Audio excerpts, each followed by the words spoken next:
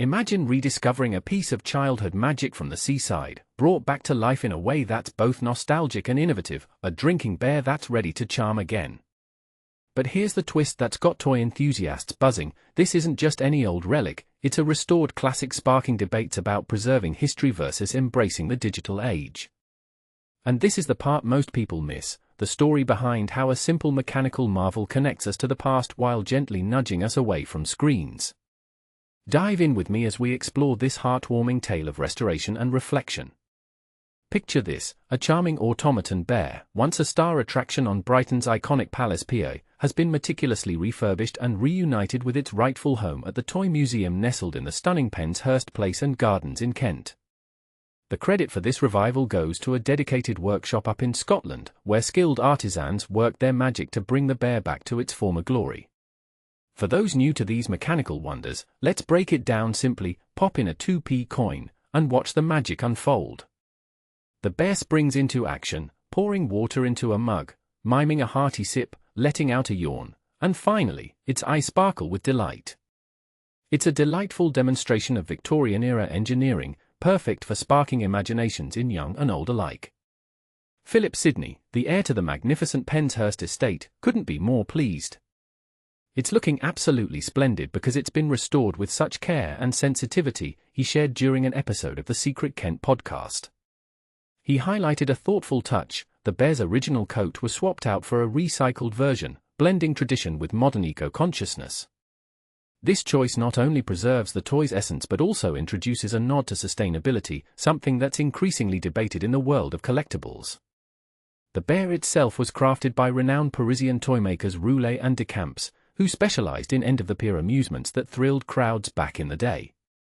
As Mr. Sidney explained, these were the kinds of attractions that turned a simple stroll into an unforgettable adventure, much like today's video games but with a tangible, hands-on charm.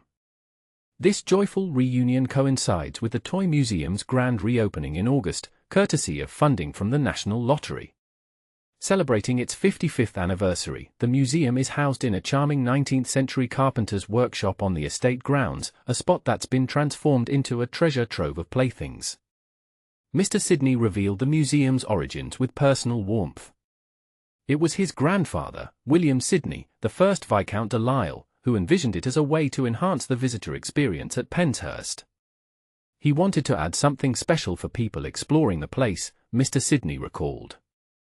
Interestingly, his grandfather had a connection to Brighton toymaker Eutha Rose, who generously loaned a substantial portion of her collection. This collaboration laid the foundation for what has become a beloved institution.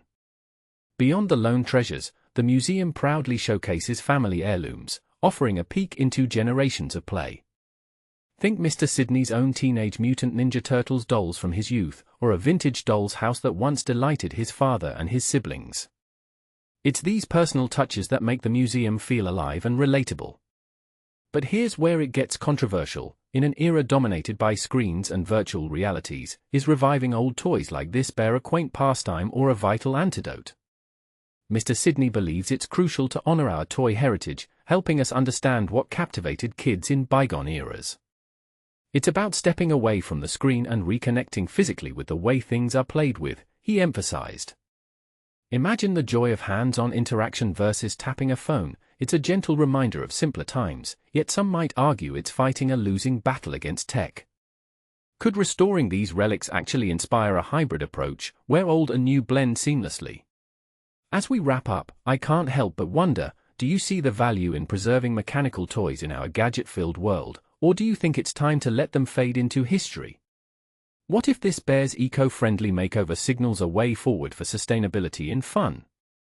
Share your thoughts in the comments. I'd love to hear if you agree, disagree, or have a toy story of your own to tell.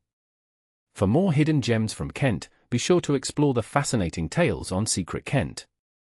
Listen to the latest episode and subscribe to stay updated. Follow BBC Kent on Facebook, X, formerly Twitter, and Instagram, and send your story ideas to southeasttoday@bbc.co.uk or WhatsApp us at 08081 002250. Who's ready for the next adventure?